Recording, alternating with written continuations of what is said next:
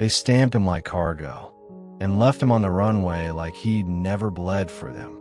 The rain soaked everything. The casket, the flag, the silence. Elijah Cross stood still, not in honor, but in fury held back by breath. Every second he waited, something inside him cracked. Damien Holt had saved lives with his last breath, and now his final flight came with no honor guard, no reverence, just indifference and delay. Elijah wasn't just a soldier anymore. He was the last voice left in a system too polite to call itself cruel. He came to bring his brother home, but this war, the one with silence, was just beginning. The coffin gleamed beneath the fluorescence like something holy, something out of place in the unfeeling sterility of a commercial airport cargo bay. And Sergeant Elijah Cross stood beside it, too still, too quiet, too tired, like he'd been carved from grief and left to harden in the cold. People passed without pausing. Not a single salute. Not even a glance. He adjusted the tight grip on the folder in his hand. Official documents authorizing transport, military clearance, death certificate, one black and white photo of Damien Holt in dress blues, forever frozen at 29. They hadn't even spelled his name right on the first draft. A voice crackled from the side. "Excuse me, sir. I'm going to need to see your ID again." It was the third time in 20 minutes. Elijah turned, slow and deliberate, his jaw locked like it was wired shut. The TSA officer didn't flinch. A younger man, maybe early 30s, pale, buzz-cut, trying too hard to look confident. "I already showed it to the other agent. Twice." Elijah's voice didn't rise. It didn't need to. The agent shrugged like it was nothing. "Protocol, sir. We've got special flags on certain types of transports. You understand." He didn't look Elijah in the eye. Elijah stepped slightly to the side, revealing the casket behind him. "Does this look like a special flag to you?" "That's Staff Sergeant Damien Holt, Marine Recon, killed in the line of duty. I'm taking him home." He spoke each word like he was building a wall. And every brick hurt. The agent looked at the casket, but not for long. His eyes slid back to his tablet. Tap, tap, tap. Another man in a white shirt and neck badge approached from the far end of the terminal. Tall, clipboard in hand, the kind of smile that meant nothing. "Is there a problem here?" The supervisor's voice floated out like oil on water. Elijah didn't turn to him. He kept his eyes on the young agent. "You tell me." The air thickened. Even the hum of the conveyor belts seemed to hesitate. The supervisor shifted, uncomfortable. "We're just following procedure, Sergeant." "Cross," Elijah muttered. "Elijah Cross. Army. Special Forces." He handed over his ID again. The supervisor studied it as if searching for a reason to still say no. "It's just unusual to process military transport like this. Normally this would go through a base, not a civilian terminal. I didn't choose the route. Command did. And the body? His name is Damien Holt." He looked up now. There was heat behind his eyes, but no fire. Just the kind of pressure that makes diamonds or detonations. "He saved 5 men before he bled out in a ditch in Kandahar," Elijah added. "He's not just the body. Not to me."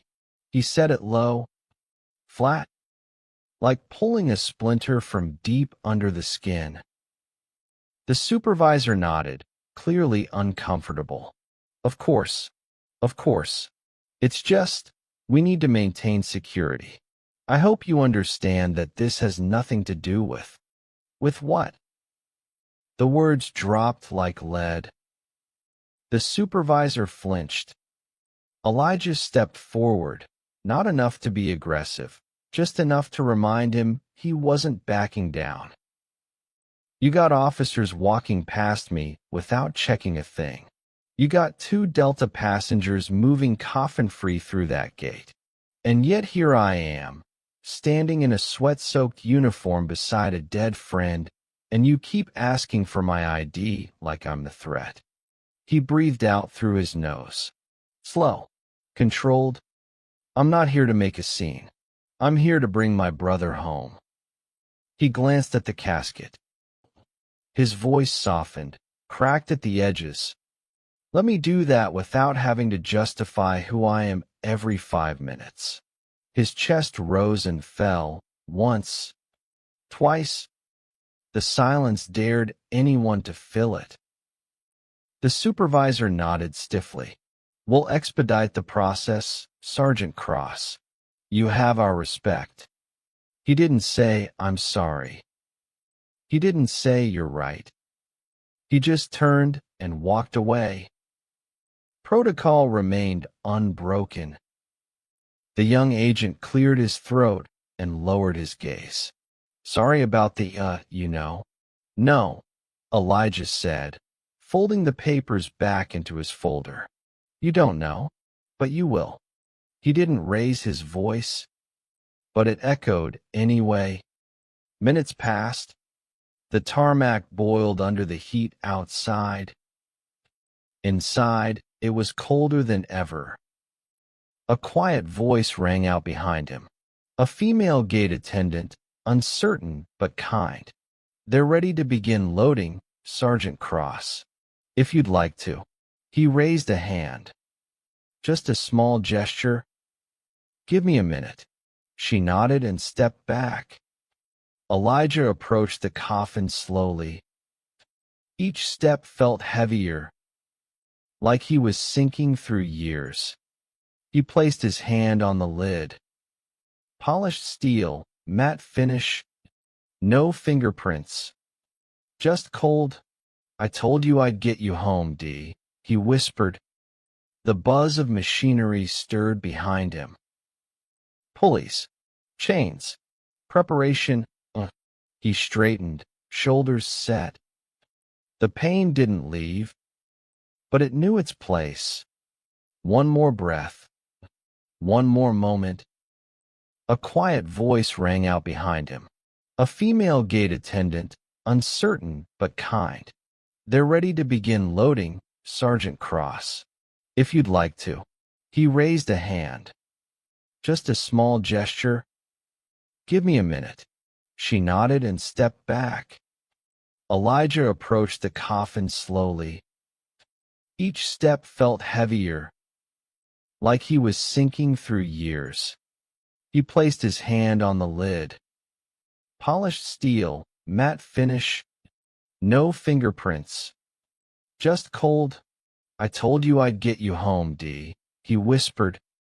The buzz of machinery stirred behind him. Pulleys, chains, preparation. He straightened, shoulders set. The pain didn't leave, but it knew its place. One more breath. One more moment. Then he stepped back and nodded. They lifted the casket gently, as if the war could still be felt in the metal. Elijah watched it disappear into the plain. No anthem, no rifles, just a silence thick with everything unspoken. And as the hatch sealed, he whispered into the air what he hadn't said since the desert. You didn't die alone, brother. I'm still here, and I'm not done talking for both of us. The plane trembled against the wind, rising through bruised clouds like it didn't want to carry what it held inside. Somewhere below, the world went on as if nothing had changed. But Elijah Cross wasn't part of that world anymore. Not since Kandahar. Not since Damien stopped breathing. He sat alone, pressed into a seat near the reinforced cargo hold, legs unmoving, fingers laced too tight. Every bump, every shift in altitude, echoed through the soles of his boots like phantom gunfire. Behind the partition, locked down in a titanium shell, Damien Holt made his final flight. No window seat. No welcome home. Elijah leaned forward, elbows on knees. His body was there, strapped, but his mind was 6,000 miles away. It had started as a routine sweep, flatland, loose intel, standard caution. Elijah had been up front, communicating with the Afghan liaison. Damien had taken rear cover, always watching six, always watching Elijah, and then, a sound like the sky cracking open. One scream, then two, then blood. He saw it every time he closed his eyes. He saw Damien's mouth moving, trying to speak. But the words wouldn't come. Only bubbles. Only red. He exhaled hard, wiping his hands down his jeans like the guilt was something he could scrub out. He reached into his duffel, fingers curling around the soft leather of a notebook. He didn't have to open it to know what it was. Damien's journal, found in his vest, right next to the shattered dog tag. He hesitated, then flipped the cover back. The first page was worn. The ink smudged, like it had been read over and over again. If I don't make it out, Mama, burn this. I mean it. But if someone else is reading it, maybe it means I trusted the right person, or maybe the wrong one. Either way, these words are mine, and I hope they still matter. Elijah blinked hard. The roar of the engines faded into something distant. His eyes followed the loops and slants of the handwriting. He could hear Damien's voice in every line. They say we're fighting for freedom, but sometimes I don't even feel free to be who I am in my own skin. I smile. I salute. I serve. But inside, I'm still waiting to exhale. His throat tightened. No bullet had ever hit him that hard. You ever wonder who we are if we're not soldiers? I do. More and more. I think about quitting, about going back to school, teaching, maybe somewhere quiet, a life that doesn't echo with gunfire. Elijah's hands trembled. He remembered their last night at base. Damien laughing, handing him a warm beer from a busted mini fridge. You ever think about getting out? The words had seemed casual then. Elijah hadn't answered, just sipped and stared at the wall. Now, silence hung like lead in his lungs. He flipped the page. Elijah would never say it, but I think he's just as tired. We don't talk about it. That's the rule. But the way he looks at the stars sometimes, like he's asking them to take him somewhere else. That's not just exhaustion. That's escape. The weight of that line folded him inward. He closed the journal gently, like it might break. Or he might. The seatbelt light blinked red above him. The intercom buzzed. Ladies and gentlemen, we're beginning our descent into Denver. Please make sure you're. He tuned it out. The casket would be offloaded there. There'd be another escort to the funeral home. He'd follow, as if following would bring Damien back. Across the aisle, a boy stared at him, wide-eyed, maybe 10. The boy's mother leaned down, whispering something urgent. The boy turned away. Quickly, Elijah didn't blame him. He looked like a statue made of storms. He rested his palm on the journal one last time, then slid it back into the duffel, deep, protected. Some things weren't meant for daylight.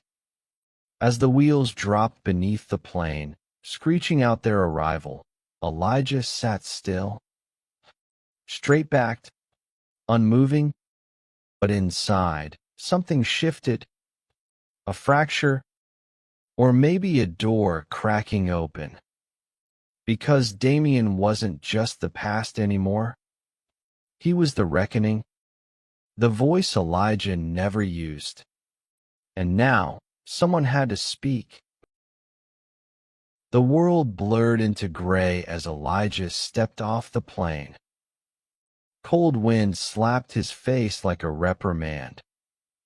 It smelled like jet fuel, rain, and something metallic, like memory. He moved with purpose, boots scraping the concrete, eyes scanning the wet tarmac. Somewhere among the chaos of the layover, luggage carts humming, engines whining, orange-vested men shouting across the noise. His mission waited. No, not waited. Was forgotten. The casket wasn't where it should have been. Not near the designated transfer. Not under escort. Not even under cover. There it was, bare, unattended, like it didn't matter. A body left on the edge of a foreign runway, rain now needling the surface of the flag-draped coffin. As if honor were optional. As if grief came with an expiration date. Something inside Elijah snapped so quietly it made no sound. But it tore through him all the same. He didn't walk. He stormed. The nearest baggage handler flinched when Elijah approached. Black uniform, stern jaw, combat boots still damp from Kandahar sand. Not a man anyone wanted to meet with a clenched fist and righteous fury. Who authorized this? His voice cracked open the air like lightning. The handler raised both palms, backing up. It's not.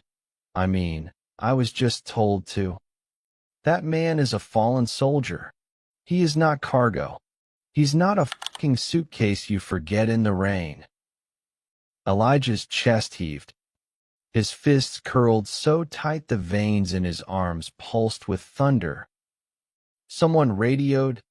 You could feel it in the shift. The quiet panic of civilians when a black man in uniform gets too loud. Another worker approached, older, clipboard in hand. Sir, we apologize for the delay. There was a routing error, and the team assigned to.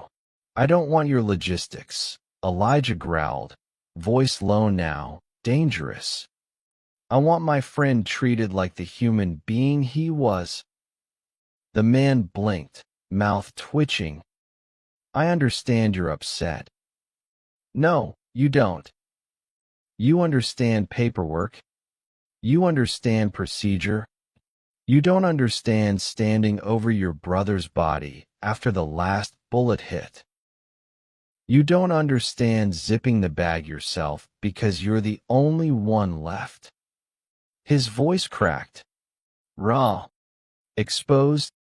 The man lowered his clipboard. Rain tapped across their silence like a ticking clock. It didn't take long for security to arrive. 2 uniforms, one hand on holster, another on radio. He saw it coming, didn't flinch. What's the issue here, Sergeant? Calm tone. But the way the second officer edged right, slightly behind him, slightly angled. made Elijah's muscles coil. He straightened slowly, didn't raise his hands, didn't need to, but he met their gaze like steel meeting steel. "I'm escorting Sergeant Damien Holt," Elijah said through clenched teeth. His body was left exposed on the tarmac during a transfer. No one was watching him. No one covered him. "He's been in the rain for 20 minutes. A pause. I raised my voice. I didn't raise anything else. The officer didn't move, just stared, evaluating, measuring threat, then nodded to the other. "Let's get him inside. We'll handle the transport properly." To Elijah, "You'll need to fill out an incident report." Elijah exhaled through his nose. "Fine. Just get him off the fucking runway." They walked together to the service elevator. Nobody spoke. Not until the doors closed and Elijah was left in silence again. He looked at his own reflection in the polished chrome. Uniform pressed, boots polished, eyes heavy, but none of it mattered. Because what they saw wasn't a grieving soldier. They saw a problem, a variable, a question they couldn't answer. He leaned against the wall as the elevator rattled upward. His hands shook, not from anger anymore, from exhaustion, from fear, not for himself, but for what this journey had already become. It wasn't just about carrying Damien home. It was about fighting to be allowed to mourn, to be seen, to be heard, to be human. The ghosts that followed him weren't all from the battlefield. Some were born right here, in airports, in backrooms, in silent stairs and locked doors. By the time the casket was reloaded into the next leg of the journey, Elijah was seated again, closer this time. He could almost feel the weight of it through the cabin wall.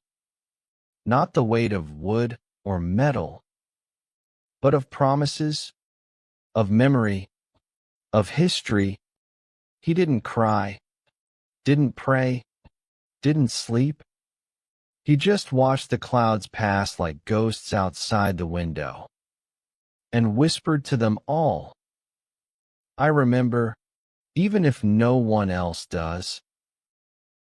He hadn't planned to stop, but the road curved like it remembered something. And suddenly, there it was, a sign leaning at a tired angle. "Welcome to Haven's Reach." Elijah pulled the rental onto a gravel shoulder. Rain had followed him from 3 states back. It wept on the windshield now like a memory too heavy to hold.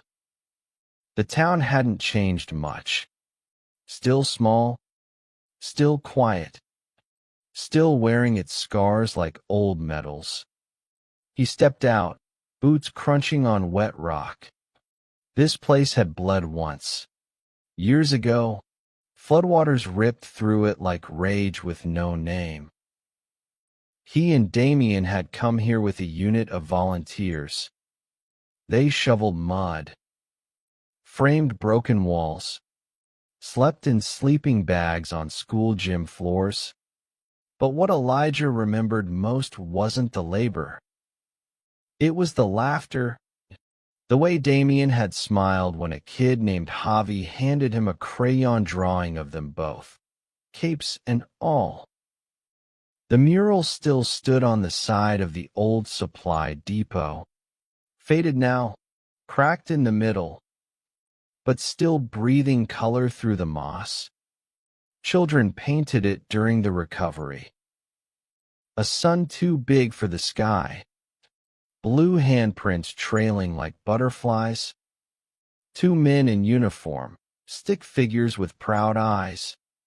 In the bottom right corner, scribbled in crooked letters, Thank you, Damien and Elijah.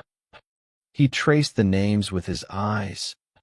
They looked like a promise they'd both forgotten to keep. Didn't think I'd see one of you back here. A voice rustled behind him. Worn, warm, like old flannel. He turned. An elder woman stood beneath a crooked umbrella. Silver braids down her shoulders, eyes sharp as fence nails. She tilted her head. You're cross, aren't you? The corner of her mouth twitched. I remember the two of you. You used to steal cornbread from my kitchen window. A laugh slipped out of him before he could stop it. Short, sad. He followed her without question, down the muddy path, into a weathered house that smelled of sage, wood smoke, and stories that knew how to sit still. She poured tea into chipped mugs. Steam curled between them like breath. You're carrying him home, aren't you? Her eyes didn't need confirmation. They already knew. He nodded slowly, tried to speak. Couldn't. The words jammed against the back of his teeth like grief too swollen to pass. She sipped. Damien stayed behind after the rest of you left. Couple extra weeks. Said he wasn't done yet. Elijah blinked. He never told me that. She looked up. Lot we don't tell the people we love. A pause. He talked about opening a center. Right here. For the kids. Said the world had too many hard edges, and they needed corners to rest in. Another sip. He said you'd help him run it. Elijah's throat tightened. He never said that. She shrugged. Maybe he was waiting for the right time. Maybe he didn't want to put pressure on you. Or maybe he was scared you'd say no. He stared at the tea. Didn't see the liquid. Saw sandstorms, gunfire, laughter in bunkers. The sound of Damien's voice talking about everything except what he really wanted. He pulled the journal from his pack. Damien's handwriting filled the pages, some of it angry, some tender, one entry underlined twice. I want to leave something behind that isn't just my blood. I want them to know I was here. He slid the journal across the table. She touched it like it was holy. Will you let me copy it? Her voice trembled. I want to read it to the kids someday, so they don't just grow up hearing about soldiers and guns, but about dreams, too. He nodded, felt something inside him shift. Not break, not heal, just shift, like the first stone moving before an avalanche of feeling. When he stepped back into the rain, the mural looked different. Not brighter, not newer, but alive, like it remembered him now, like maybe he remembered himself, too. As he walked to the car, he didn't feel lighter. Grief wasn't made for lifting, but it moved. It could move. He looked back once, at the mural, at the window where the woman still stood, at the house that held stories inside it like soil holds seeds. He whispered to the storm, I hear you now, Dee. And I swear, I won't forget again. She didn't cry when she opened the door. She just pulled him into her arms like she'd been holding her breath for years, and finally decided it was okay to exhale. Elijah didn't move at first. His hands stayed stiff at his sides, until her warmth reached a place too deep for armor. Then they lifted, slow, shaking, and wrapped around her like he'd done something wrong, and this was forgiveness. No rank, no protocol, just Miriam Holt, a mother who had already lost everything but dignity, and now stood in a doorway built of silence and love. "I knew you'd bring him home whole," she whispered into his collar. Elijah's breath caught. His throat ached, but he couldn't speak. Not yet. Only his tears answered. Silent, hot, carving down his face as if they had names of their own. The house was quiet. Not funeral quiet, but lived-in quiet. Walls with framed photos, a couch with a dent shaped like memory. The scent of cinnamon and cedar lingering like old lullabies. Elijah stepped inside and felt the weight shift. Not lift, but settle, like it knew where to rest now. The casket waited in the living room. No flags, no salutes, just polished wood and a folded letter on top. Damien's handwriting on the envelope.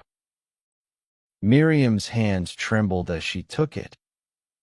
She didn't open it, just held it to her chest, eyes closed, as if she could hear him through the paper. The service was that evening. Backyard, string lights overhead, friends in folding chairs, no dress code, no ranks, just people.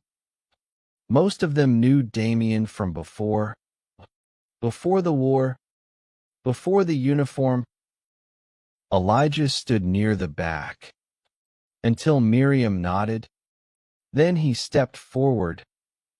The journal weighed heavy in his hand, not just because of what it held, but because of what it didn't say, what would never be said now.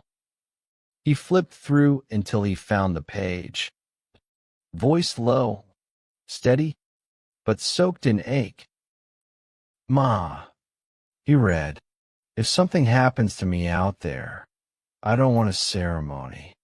I want you to sit with Elijah and laugh about that time we tried to build a fire with wet wood.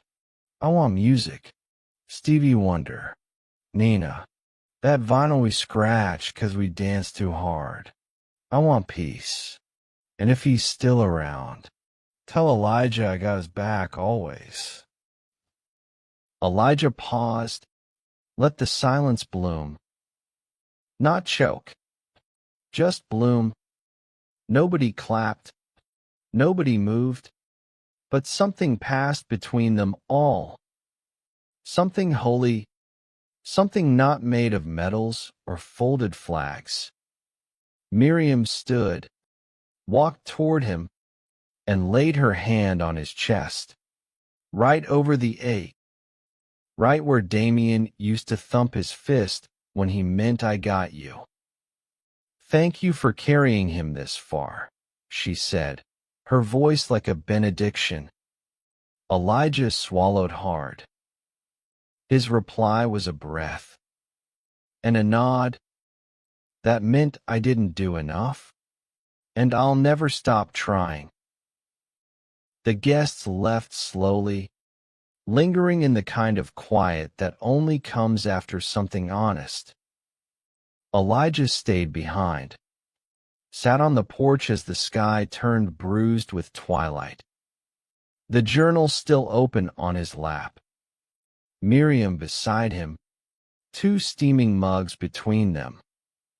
Neither spoke, because some grief doesn't need language. She broke the silence first. "Did he ever tell you he used to be afraid of the dark?" Her lips curled just slightly. "Carried a flashlight till he was 12. Called it his guardian beam." Elijah chuckled, low and rough. "Damien?" He walked through a minefield like it was a sidewalk. He shook his head. "No, He never told me that. She sipped. Lot we never get around to sharing. We think there'll be time. And then the world rewrites the ending. Her gaze drifted to the sky, stars just starting to pierce the blue. He loved you, you know. Didn't matter what uniform you wore. You were his brother before any of that. Elijah's fingers tightened around the cup. He didn't trust his voice, so he let his silence agree. Later, he walked to the edge of the property, past the old swing set, to where the garden began. There was a patch of dirt. Freshly turned, he knelt, pressed the journal into the earth, right beside the rose bush, then stood and saluted, not the military way, but the way brothers do, with the heart, with the hurt, with the hope that somehow it's enough. The flight back felt wrong. Not just quieter, but emptier, like the air itself knew who was missing. Elijah sat by the window, but didn't look out. The clouds didn't matter. Neither did the land below. He wasn't flying over anything. He was falling through it. The seat beside him was vacant. It had been occupied on the way there by a shadow, a memory wrapped in steel and silence. Now, nothing but a tray table and the journal resting in his lap. He hadn't planned to write, but his fingers moved anyway, like they were following orders they hadn't received. He flipped to the back, past the letters Damien wrote, past the entries filled with doubt, anger, longing. He didn't start with "Dear Damien." That felt too small, too final. He just wrote, because that's what grief does when silence becomes unbearable. You should be here, man. Not as some memory I fold into pages, but here, taking up space, arguing about music, calling me out when I disappear into my head again. I didn't tell you I wanted out to. Didn't tell you that I hated how the system dressed us up and left us out to rot afterward. We were the same patch, but they never saw us the same way, did they? Not in airports, not in diners, not even at home. You saw before I did, and I wish I'd listened sooner. Wish I'd told you how much your voice kept me from breaking apart out there. Wish I'd told you that I was scared too. Not of dying, but of coming back and not recognizing anything, including myself. You always knew who you were, even when they tried to define you by the uniform, by your skin, by the silence they expected from you. You fought for your own story, and now it's mine to carry. I don't know if this letter brings peace or just sharpens the edges, but I had to write it anyway, because forgetting you isn't an option, because you're still with me, in the ache, in the breath, in the damn heartbeat that keeps going anyway. I got your back too, always. He didn't sign it, didn't close the journal, just held it against his chest, eyes shut, as if maybe, for just a second, the thrum of the engine might sound like footsteps walking beside him again. The plane touched down with a sigh. No ceremony. No salute. No brass band welcoming him back from a war no one wanted to remember.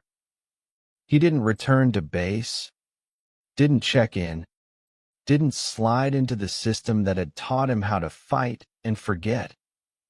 Instead, he got into a rented car and drove. No music, just road and breath, and the soft friction of a dog tag swinging against his chest. The place wasn't far, but the miles stretched like wounds. This was where it had all started. A half-abandoned basketball court on the edge of a park, where they used to talk about what's next between pickup games and cheap beer. Elijah parked, stepped out. The chain-link fence was still crooked. Graffiti still bloomed like bruises across the backboard. But the space felt sacred, not in a religious way, in a we dreamed here kind of way. He walked to center court, kneeling where the faded paint met cracked concrete, pulled out the journal, and just sat. Not to pray, not to speak, but to remember. Footsteps approached behind him, not threatening, familiar. A kid maybe 16, holding a basketball. "You okay, man?" The boy's voice was cautious, but not afraid. Elijah looked up slowly. "Yeah, I just needed to come back for a minute." The boy nodded, glanced at the journal. Was this his spot or something? Elijah stood, brushed off his knees. "Our spot. Me and my brother. We used to talk about building something here. A rec center. Somewhere kids like you could go instead of being told what not to be." The kid bounced the ball once. Thought it over. "That sounds tight. You gonna build it?" Elijah looked at the court, at the rust and the ruin, at the space where something could still grow. "Yeah, I think I am." The kid smiled, nodded once, then jogged off toward the far end of the court, dribbling, not knowing he'd just passed the baton without ever reaching for it. Elijah stood there, but not empty. The silence around him wasn't absence anymore. It was foundation, and he was ready to build. He placed the journal on the bench, opened to the last page. The wind stirred it slightly, just enough to make it whisper. "Tell Elijah I got his back, always." He looked up, sky stretching wide and unbroken. A soft inhale, not for closure, but for legacy.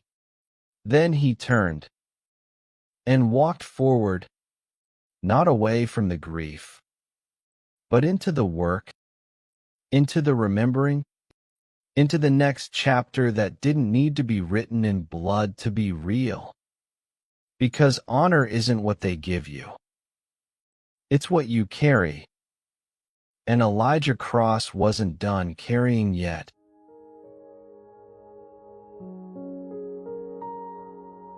He came back with no medals, no answers, just a journal, a folded flag, and a silence that no anthem could fill. Elijah Cross had buried more than a brother in arms. He had laid to rest the illusion that duty ends when a mission does.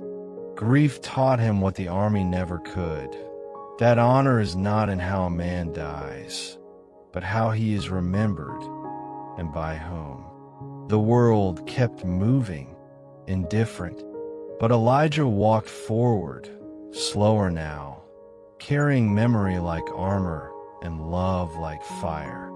Some wars never end, but some souls never surrender.